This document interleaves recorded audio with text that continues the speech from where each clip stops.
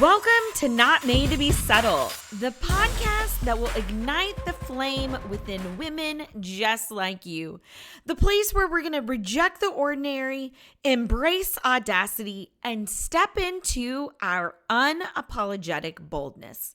I'm Caytie Langford, real estate investor, motivational speaker, champion of women, and your guide on this journey. Today is a super special episode for me because of a super incredible woman in my life. Today, we're delving into the story of Alana Kay Art, founded by one of my nearest and dearest, the visionary artist and designer, multi-hyphenate, talented woman, Alana Kay Latiolais. In her work, she goes by Alana Kay. I'm one of her nearest, so I just call her Alana. But it doesn't matter because you're going to find her story incredible. Starting from do-it-yourself projects in the driveway of her house to the vibrant world of women's apparel and home decor, Alana Kay is a color evangelist. She is bold. She is out there. She is bright. And most importantly, she takes her mesmerizing paintings, just like the one behind me, and transforms them into moods and backgrounds to things you can wear, feel, touch, and be a part of your world. She puts a smile on your face. And today we're going to be exploring Alana's journey. She had that nudge back when she was a teenager into art. But of course, like so many of us, she was told, stay away from it. So she went back to those societal norms. And then, after many twists and turns along her path, she discovered what she was meant to do. From her cosmetology license to defying expectations as a stay-at-home mom, we'll uncover the spark that led her to this unique vision that only she can have. Alana is the perfect example of not made to be subtle, and I cannot wait to invite you into this incredible conversation. Alana, welcome and good morning. Hello. Thank you for having me. Yeah, thank you for being here. I have my badass painting that you painted for me. I love it. I got my Alana Kay mug. For those of our audience, our community who don't know, we have been friends for over a decade now, and it is safe to say that when we met, we were two completely different people. Yeah, we were. It's kind Completely of different. cool to see the transformation that we both did because we didn't know that when we met. We were just doing our thing. No. Absolutely. So when I met you, we met in a leadership class through the Junior League of Dallas. Mhm. We are both go-getters, all about taking ourselves to the next level. But when we met, you were a stay-at-home mom, and now you are building your art empire. How did you get from stay-at-home mom, who at the time had no idea where you were going, with a toddler no less, to, oh my gosh, you're about to be on one of the biggest networks for your brand. And I won't ruin the surprise. But tell us, first of all, what was it like to be a stay-at-home mom? And specifically, when you were in that place, what were you thinking? What were you feeling? And what did you think your future was going to look? Yeah, so when I was in college, and maybe even it started in high school, I was like, oh gosh, if I could just meet the man of my dreams, he's obviously going to be very wealthy, and I'm certain that when I have children, I'm going to hire a nanny. And it was children plural, right? Because that's what you do. You have like 2.3 or whatever the number is. And you're going to stay home, but you won't actually stay home because the nanny will take care of the kids. And you will go out and do amazing, impactful things in the community. And that will be my life. And that's really what I thought I was supposed to do. Of course, I went to college and got a degree. So I was like, I need to do something with this career. And I did, and got a really hard to get job in corporate retail. And then I met the future husband and got married, and he did have a very good job. Shortly after we got married, though, I had to put all of my career stuff on the back burner to start traveling Right. with him. So that was even before I had my son. So that was interesting, right? It started early, me having to do that shift of being focused on his career and not my own. Did that, ended up having one kid, and I hated being pregnant, but you can't say that to anyone because then you're a terrible person. So I felt isolated in that way as soon as I got pregnant. And then when I became a stay-at-home mom, I didn't enjoy it. I was like, oh, I'm going to these play dates and I'm in these mom groups, and all they do is talk about their kids, and they have kids my age, but yet they're pregnant again already. And don't they remember what this was like? How could they possibly do this again? I just was in these rooms with people that they're not bad people and they're not making bad choices, and it's everybody can go their own path. But I just felt strange. I felt like I didn't belong. I felt like I wanted to be having different conversations in that. And I wanted more. I wanted more out of my stay-at-home mom experience, which really led me to treat my junior league career a real job that I just didn't get paid for. I just want to also say one thing. You had left the location, you had moved cities. And it wasn't just that you couldn't go back to you chose to stay at home. It was you had physically moved for your husband's career. So you were in a new city. And at that time, you didn't know how long you would be there, but it wasn't supposed to be forever, right? Right. So we were supposed to be there for a year. And And how long were you there? we were there almost 5. Yeah, that was really difficult because, if you think you're going to be somewhere for just a year, I was like, I don't really want to get back into growing another career because I'll be ripped out of that and taken back to Dallas.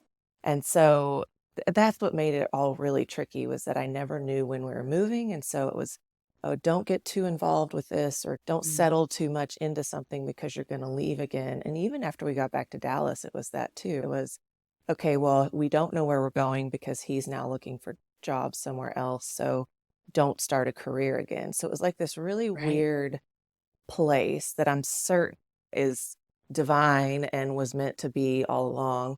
It ended up being like what my kiddo needed was for me to be around, but also it probably forced me to sit in a place of struggle, which then caused me to have an aha moment when I started that path back to creativity, because creativity has always been something I've loved. I've always been in art classes instead of band. I've always had projects around the house, right? Like I'm always painting and creating something. It was no surprise when I came home and was like, okay, I just spent a lot of money on the most expensive art medium you can possibly purchase. I've never done it before, but here we go. And it's 110 degrees outside, but we're going to do it outside. This is going to be awesome. And my husband was looking at me like, what is she doing now? Like, here we go again. What am I helping you with? So that's how it happened. And I just did something because I wanted to create a desk that I could work at and do my junior league stuff and my side hustle stuff that I was working on. And I just wanted it to be different. I didn't want it to be a brown table like everything else. I wanted it to inspire me and make me happy when I sit down to do some work. That's how it happened. And then I put it on social media, and then people started asking me, including you, can you do a painting for me? And I was like, I mean, I still have some resin, and because I'm always doing crafty things, I had canvases laying around. So I was like, sure. That's how that kind of unfolded. Before we jump into where you're at today, I want to go back to those messy middle years, because you and I have had thousands of hours of conversations where we both have felt stuck, or we felt like it's not happening fast enough. Obviously, that happens every day when you own your own business, right? There are the ups and the downs, the roller coaster of being an entrepreneur. But even before you poured your first painting, even before you did that very first desk, you spent not just weeks, not just months, years in what people would consider the messy middle. those hard times where you were questioning, where you were thinking, is this it? Is this what my life is going to be? Junior league is great and I'm with all these amazing women, but like, am I just destined to be a stay-at-home mom and be a volunteer? And there was something in you that kept saying, keep going, keep going, keep going. But I want to hear, and this is the reason why I think our community shows up to hear these stories. So many other stories we just gloss over. We're like, it sucked and now it's great, Yeah. right? What were those things you were saying to yourself? What were those questions you were asking? And how in the hell did you figure out that you just had to keep going? Yeah, that's loaded. All of that is loaded because I'm trying It to think is. back. One of my superpowers is dissociation, Caytie. So I bet you talked to your therapist about that. yeah, I talk to my therapist about that a lot. So when I do experience like rough patches and I get through them, I then put them in a box and put them on a Okay. shelf, and then we don't have to visit that anymore. First of all, because I wasn't loving the stay-at-home mom stuff, I was constantly beating myself up about, you're a bad mother, Mm, you're not doing what's right for your kid. I wasn't one of those sit on the floor, play with your kid kind of moms. I wanted to do other things. I was experimenting in the kitchen, cooking. I was just trying anything to like stimulate excitement and creativity in my brain. And I didn't see that in just being focused on my son. So that made me feel less than. And I also felt isolated because I felt like I couldn't tell anyone that, because moms do, they kind of die to self once they become a mom and they lose their identity a lot of times. And I knew that I didn't want to do that. So I was battling that. So that was like a huge internal struggle for me. At the same time, I felt like my husband really wanted me to be a stay-at-home mom. That was good for him. It made sure that all of our house stuff got managed. I was available to do all the things for our kiddo and our dog, and he didn't have to worry about that. So I really feel like yeah. he liked it. So then that created tension with between he and I would get so frustrated with him, and I felt like he wasn't supporting me when I would have these ideas or paths that I wanted to pursue. And although he'd say, yeah, do it, I didn't feel like he really believed, number one, that I would be good at it. And number two, that I really believed he didn't want me to do those things. That was hard, which ultimately developed a lot of resentment, which then, it was difficult for our marriage around 2019, 2020, and then more like life stuff occurred. So it got really, really bad before it got good. And that was even after I started Alana Kay Art. It was still sticky and icky because when I made the decision that this was going to be something, I didn't just like, okay, I'll see how this can go in the beginning. Right. I, I was like, oh no, I'm now an artist and I'm going to create a website and I'm going to do these things. And my brain had just been sitting for so long and it just went. So that also created Right. tension. That created tension in not only my marriage, it created tension in my friendships because my friends, including you, were looking at me like, what the hell are you doing? Like, I understand the art, but I don't understand the other part of it. And so honestly, I felt isolated in a lot Yeah. of places. And I think that because I'm very stubborn and I am very competitive and I, to a fault, believe that I have to prove myself to everyone and I have to be the best at everything I do. And that's what kept me going. That's what like pushed me even harder was that, okay, fine. You don't believe in me. I'm going to prove it. Watch this. So it came from a negative place, probably more than a positive place, but that was kind of what kept me going. It's interesting because there's a reason why carrots and sticks work.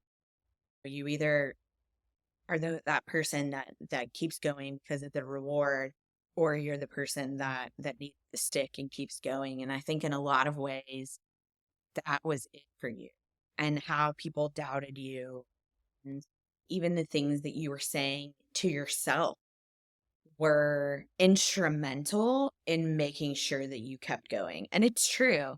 I remember reaching out to you and being like, oh my gosh, this coffee table is amazing.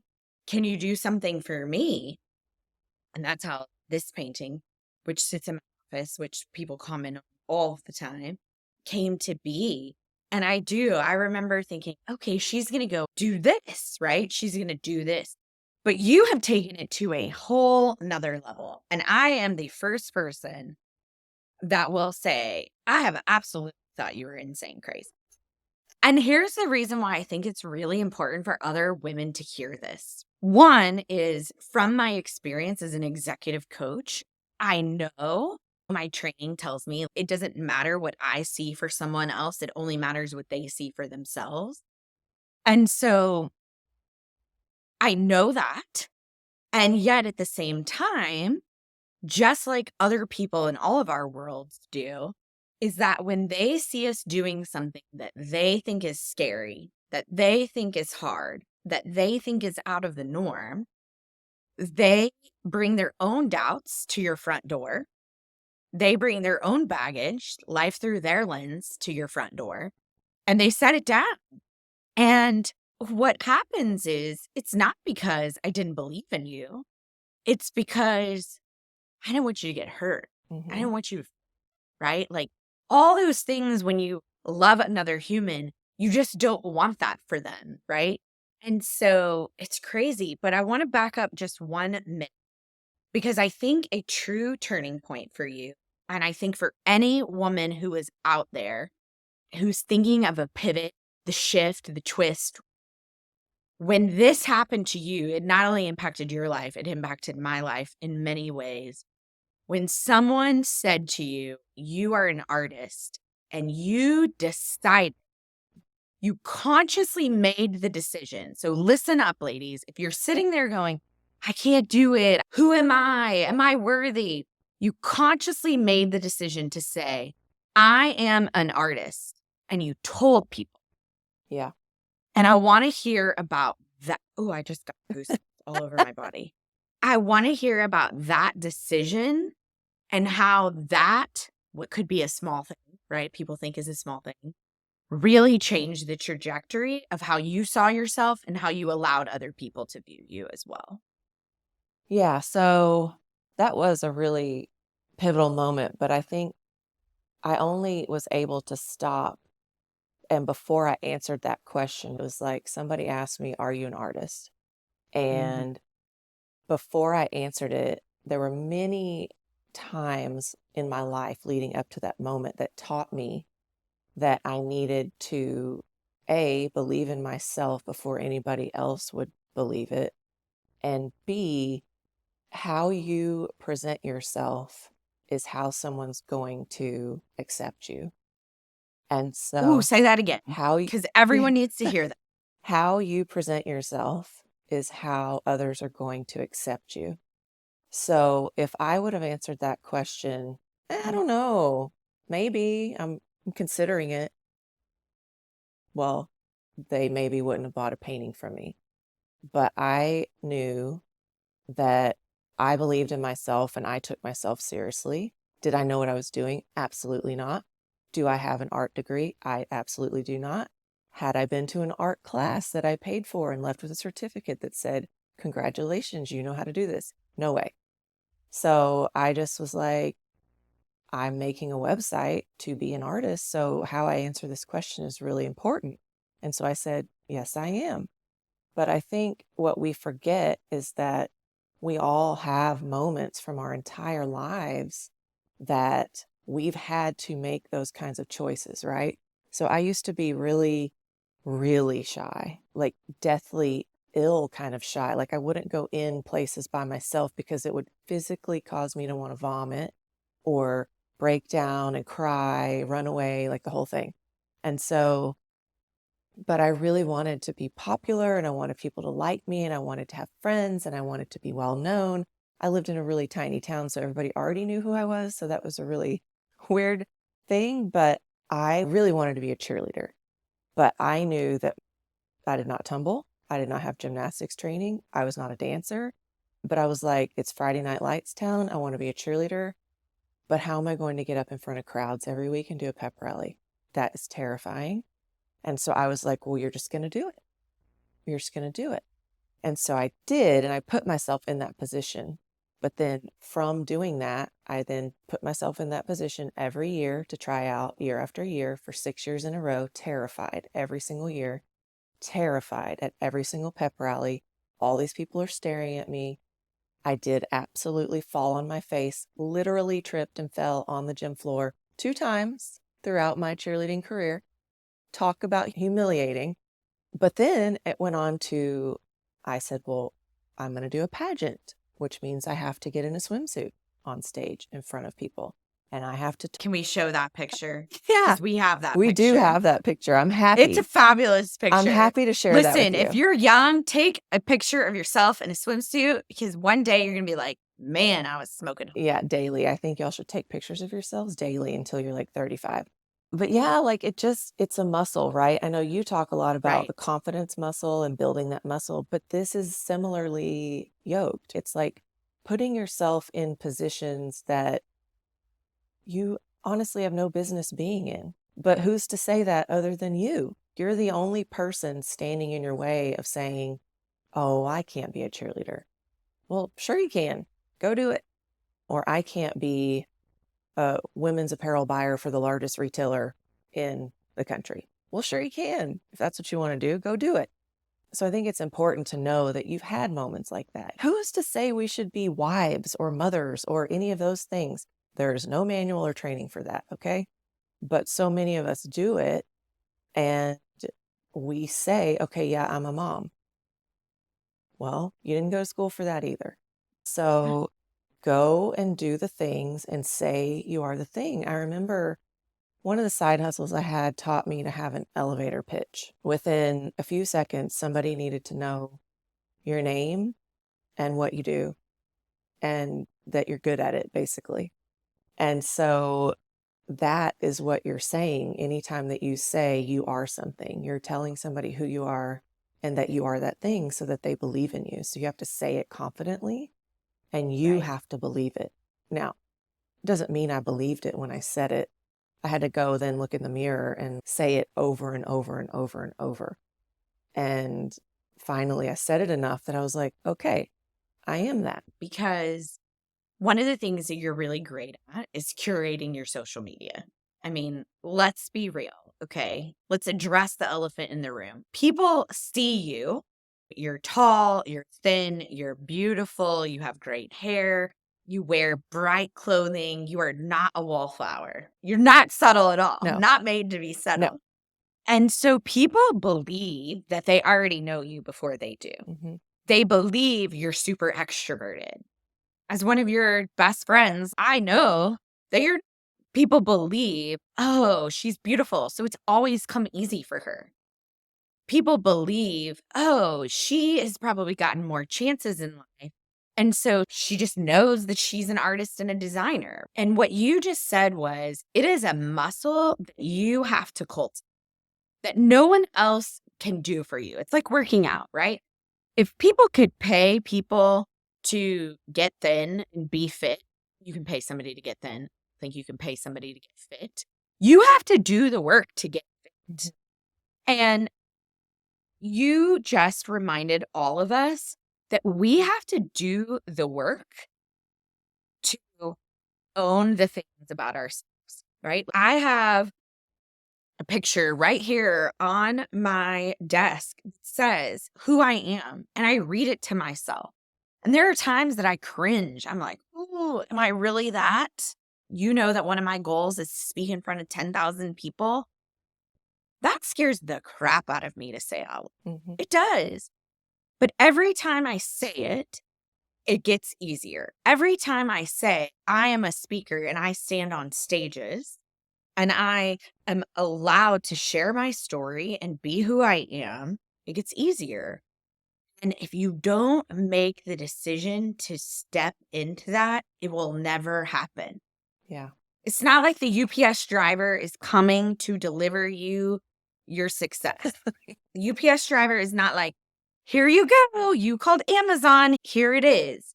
It's work. Yeah. It's work. Yeah, it really is. I mean, if people knew what went on in my head every day and how terrible I speak to myself and the self-doubt and disbelief that I have, it's pretty crazy.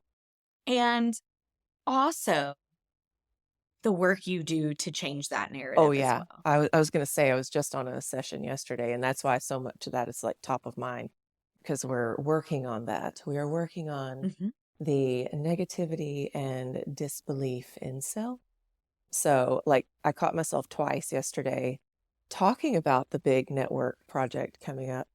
And was saying, yeah, when this all happens, when it's successful, I literally stopped myself mid word on if 2 times yesterday to flip it to when this is successful because my automatic like bend is to doubt it. That's huge for you. Yeah. That's huge. I'm so proud of you. Thanks. I'm so proud of you. And I think the thing is that there are a lot of other women. You and I have obviously talked about this, that we do beat ourselves up, right? I have really started questioning, been on this for years. Why do we as women, right? Because men are like, of course I can do it. Of Mhm. course it can happen for me. And there's a lot. And I know, listen, even as a coach, I maybe have fallen into this trap. There is a lot out there that these messages that are sent to women every single day from Madison Avenue, from advertising. You aren't thin enough. You're not tall enough. You're not blonde enough. You're not smart enough. You're not rich enough. You don't drive the right car. You don't live in the right neighborhood. You need to do this. You need to, right? You need to be smart and you need to be a vixen. You need to, you know, be financially savvy and know how to give a blowjob. You need to be in the boardroom and you need to be the caregiver and be a great cook. Like all these messages that come in. I was talking to a girlfriend the other day and she's like, I don't really like to cook. And I'm like, cool. Yeah. Then let it go. Yeah. Stop trying to force yourself to be. I love to cook. It's exciting for me. It is a release for me. But if you don't like it, stop trying to force yourself to love something like that, Yeah. right? Yeah. And just taking these messages and saying, you know what? I am worthy. You know what? I do believe in my dreams. So let's talk for a minute. Because you're not just an artist. When you first started Alana Kay Art, there were many of us, including myself, who thought you were going to do these beautiful paintings and that was going to be it. And you had a vision for something so much bigger. And I know that I actually know your elevator pitch because I've been to market with you as your extroverted friend and welcome people into the booth to be able to sell your stuff. But I want you to tell us a little bit about like, how did you decide to take your art and transform it into something so much greater than something just hanging on the wall? As a child, I would make outfits out of like blankets, like crocheted old-timey blankets that your grandma Yeah. makes. And remember Oh, yeah. the big clippy hair bows that are back in style now, which is They're so back in so style. weird.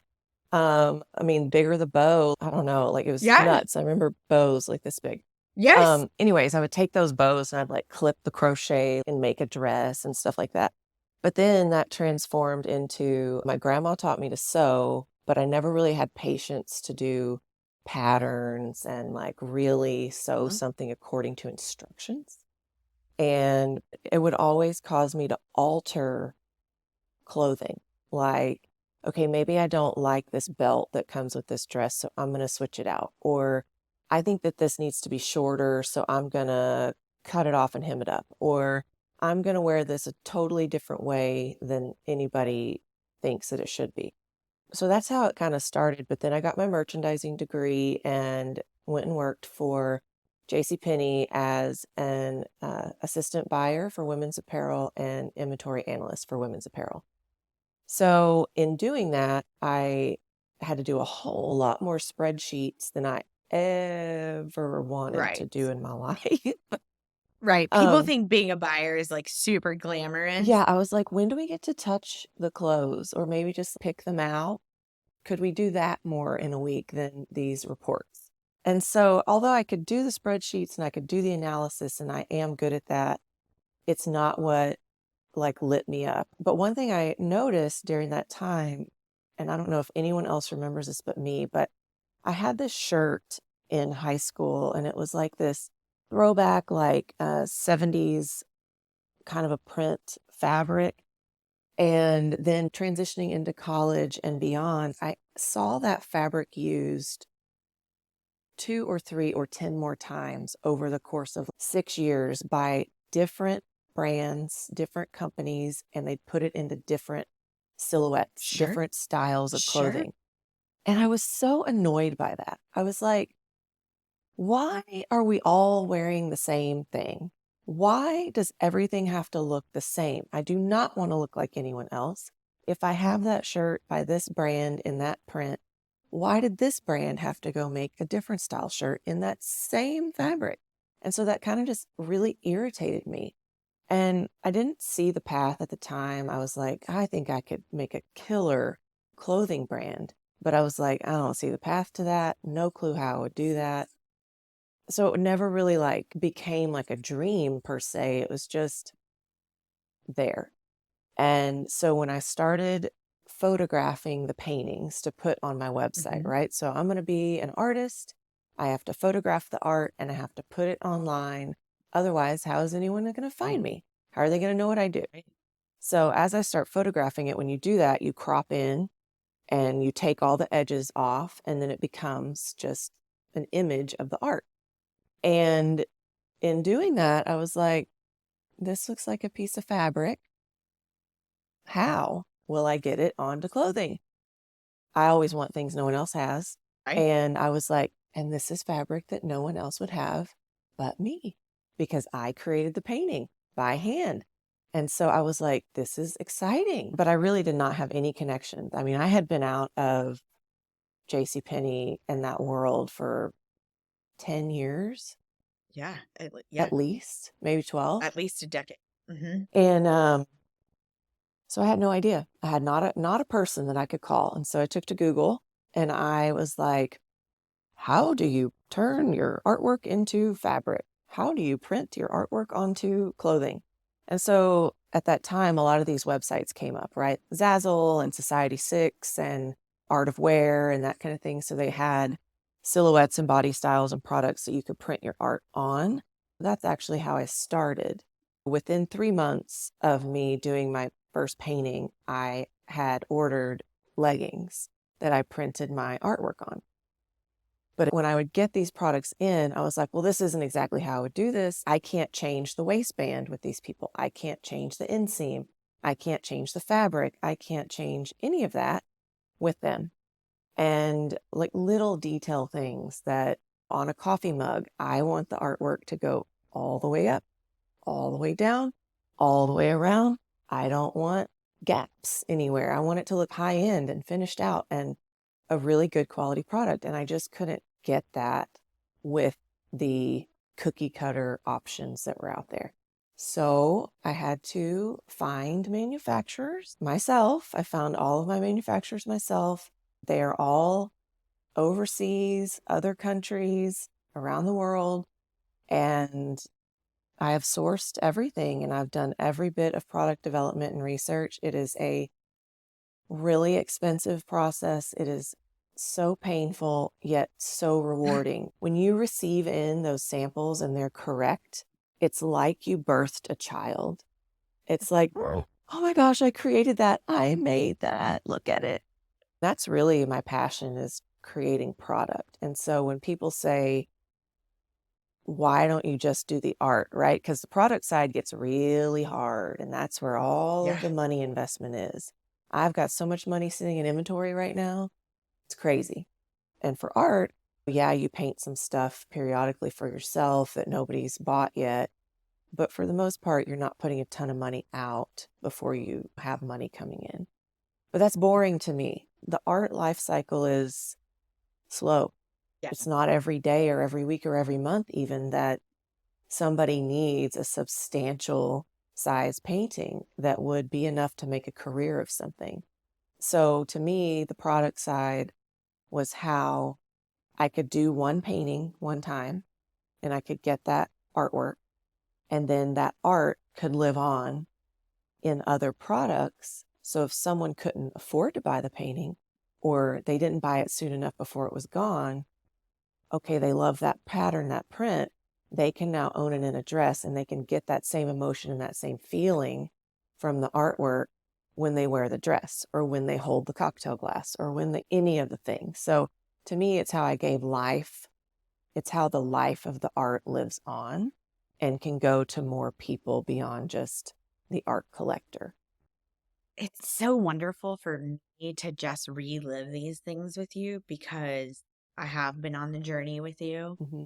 I've been on the phone with you when a shipment gets in or when you like, oh my gosh, samples are here or stuck on a boat, or we've been sitting next to you when you're WhatsApping somebody across the globe in the middle of the night. One of the things that is striking me now, I knew this, but I think it's really important to honor this in you, is that your ability to just not give up, your ability to just, there's a way, I will find it, is something, one, that can be cultivated. Two, is so freaking admirable in you. And you just mentioned your cocktail glasses, which is one of your most successful products. They're absolutely stunning. I know I've given them as gifts. We were at Christmas and my mom pulls out her Alana Kay Art glasses and she's like, oh my gosh, I have my Alana Kay. People are obsessed with these. Yeah. And you had a manufacturer for them.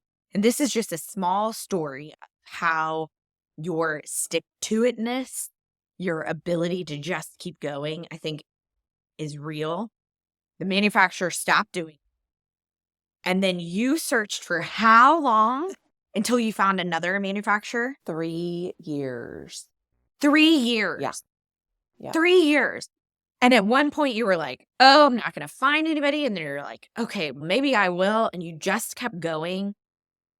And now you have them again and they're stunning and they're beautiful. You know, again, somebody can own a piece of your art for like nothing compared to what your art actually costs. Yeah. And it's beautiful. I know mine are displayed in our home on our bar cart. And even for me, who's totally alcohol free now, I put sparkling water and things like that. Anywho, that ability to say, I'm going to do it, even if it takes 3 years, you just do it. Yeah.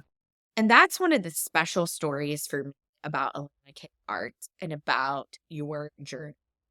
Yes, you have all of these big ideas. Yes, you have a vision that maybe not everyone can see, but you can see it. And so you just keep going with it. And there might be some people who think, oh, you're an overnight success, right? Like, and I know the truth. You have worked your ass off to get every single thing that you've ever got. You have not stopped.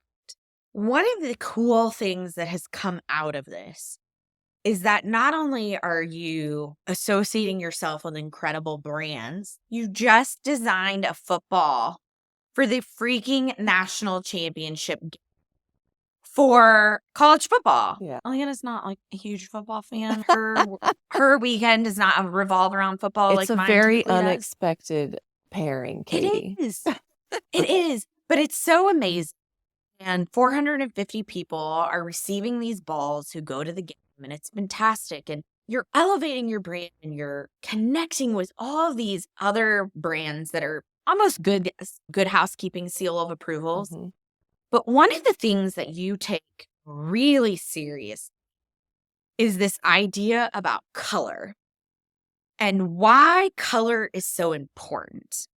And for most of the women who are listening, I would venture to guess that they have more black in their closet than they care to admit. And you have said, ooh, no, like, let's not do that.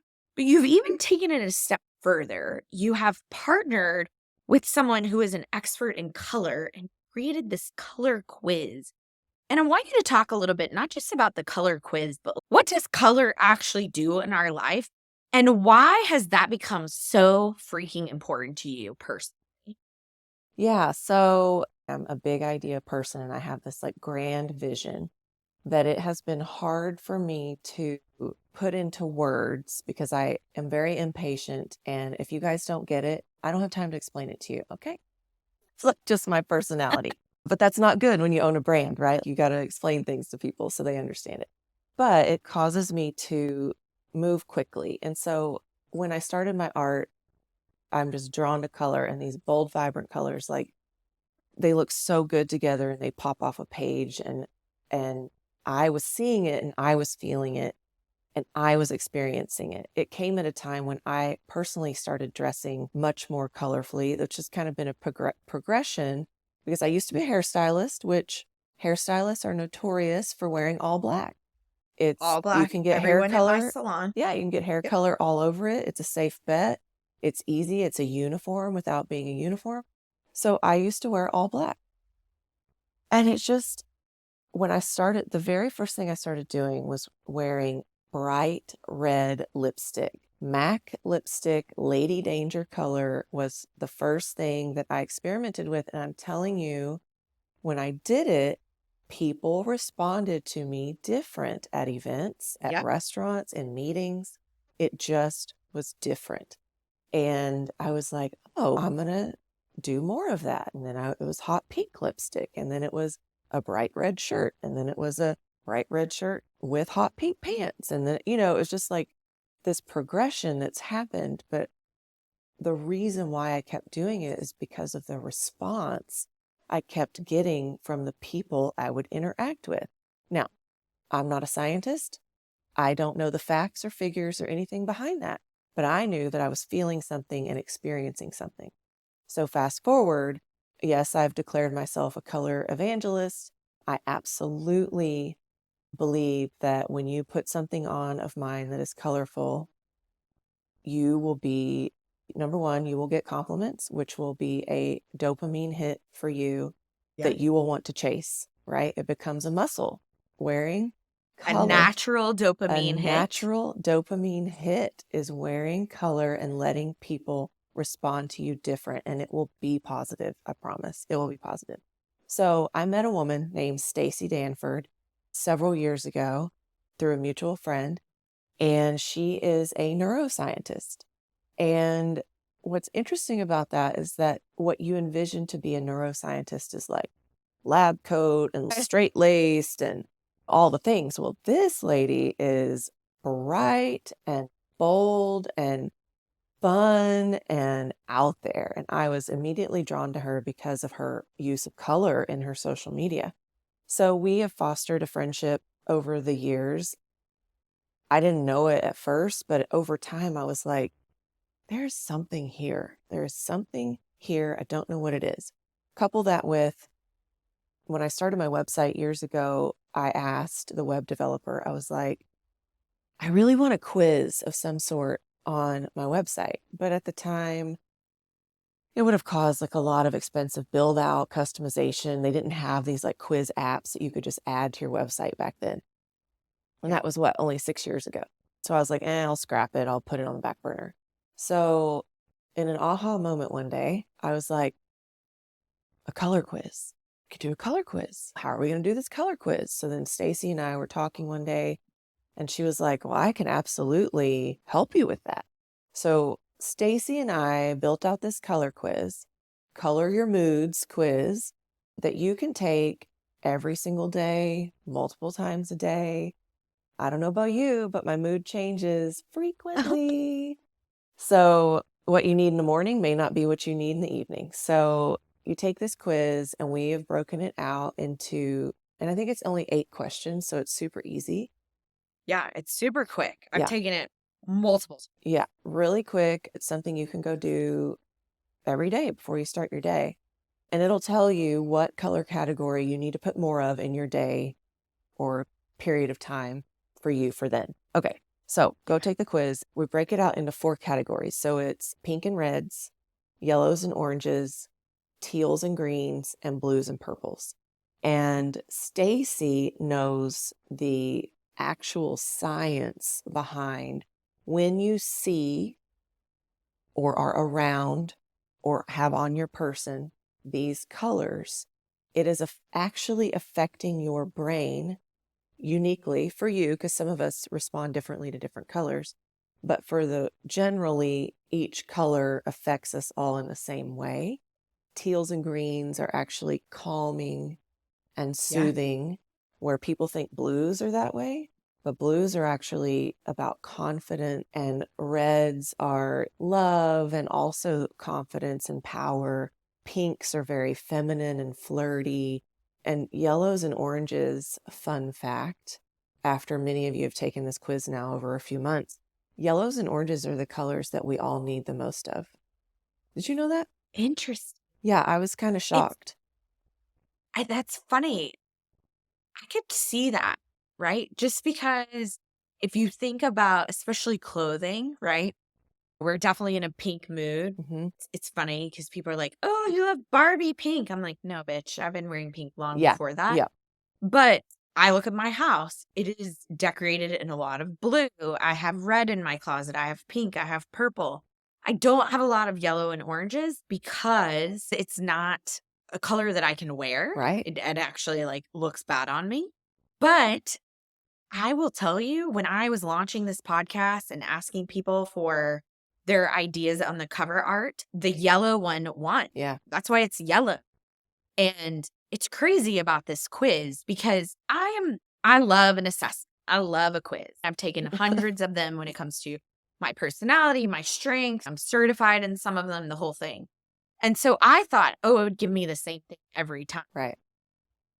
It doesn't. It is shocking. And it truly works. I remember one of the first or maybe the second time I took it, and it said I needed yellow and orange. And I was like, no, I thought it was telling me to wear yellow and orange. And I was like, I remember texting, Alana, I'm not wearing yellow. But that day I tried to like use yellow and put yellow, and it does. It's fascinating too.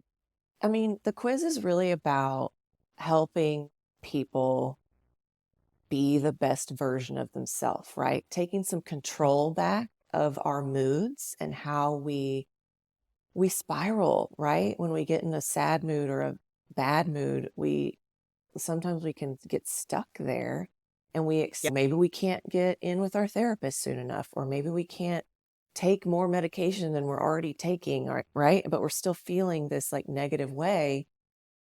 We are empowering people to take some control back of what you can do to affect your mood right then in the moment. So if yellow is what you need, go outside. I'm not saying look at the sun.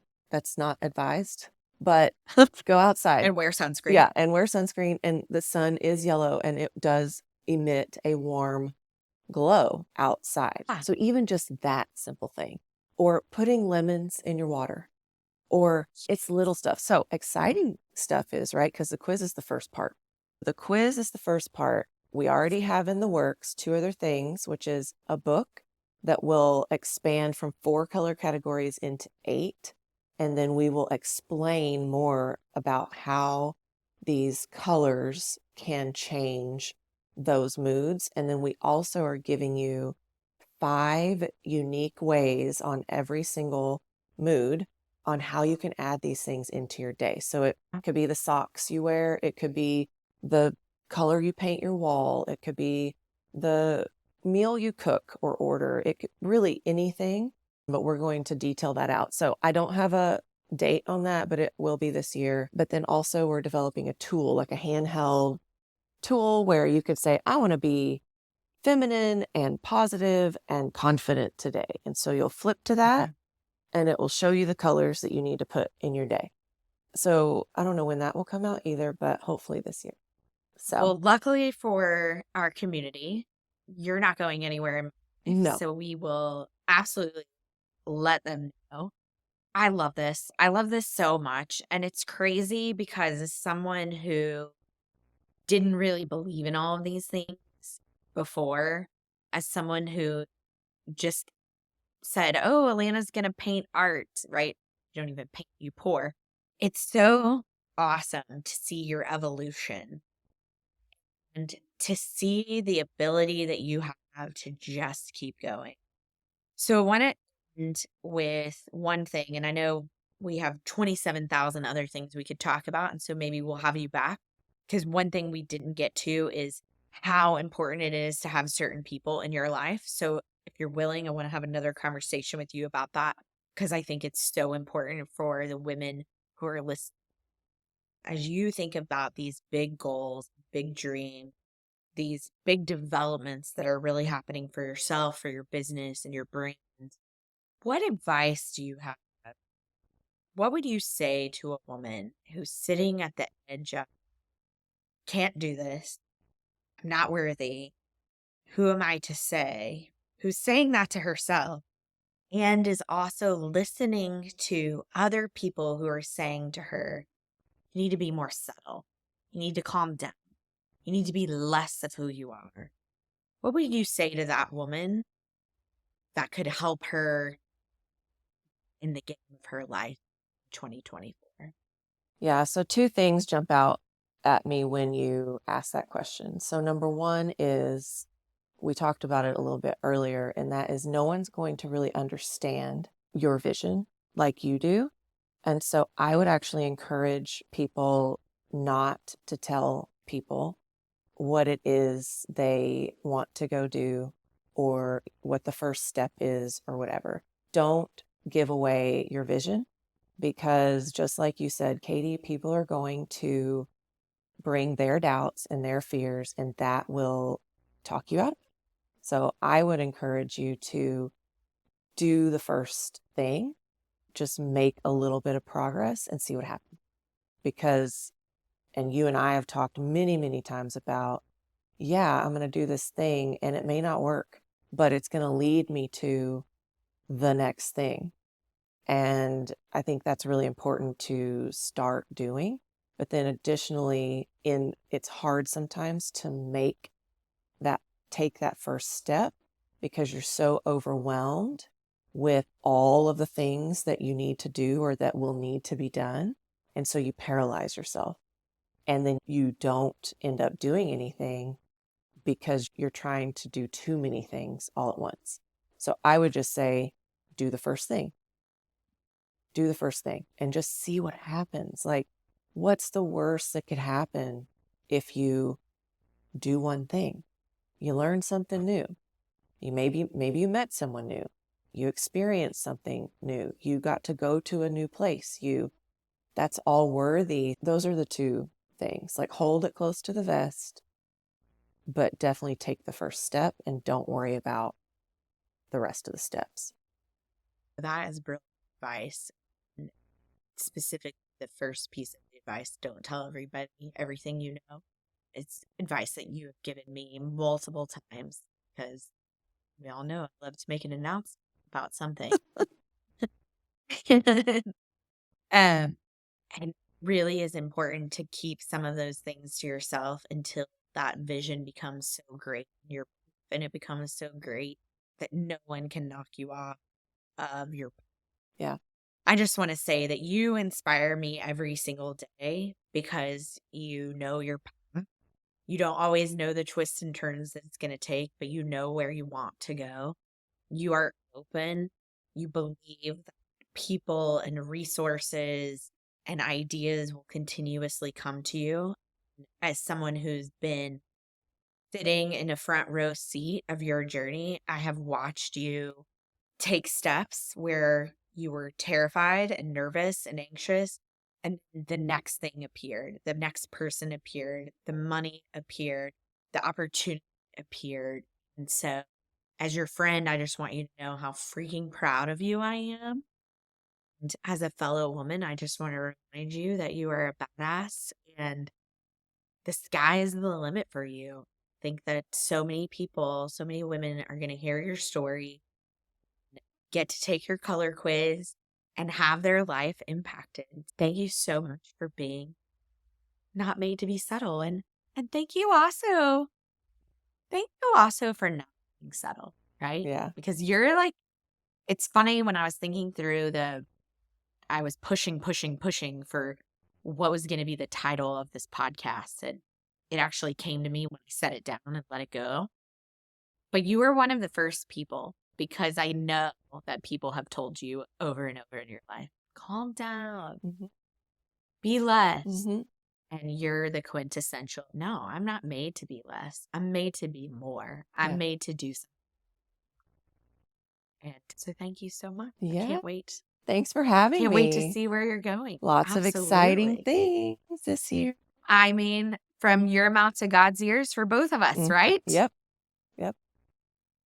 Well, thank you, Alana. And if you liked this episode, if you learned something for yourself, if you thought of one other woman who needs to hear about Alana's journey, about how she continues to take steps every single day, I want you to share this with that woman, because she needs you to be a reminder for her that she can keep going. Thank you for joining us on today's episode of Not Made to Be Subtle. I would love for you to hit that like button, hit subscribe, and please give us your feedback by leaving a comment. Your feedback is the fuel that helps us in our mission to bring you content that you love, that you want, and that you crave. Remember, you are never alone on your path. We are here for you. As you go about your day, carry this unapologetic boldness within you. And until next time, I want you to stay fierce, stay badass, and always remember that you, my dear, were not made to be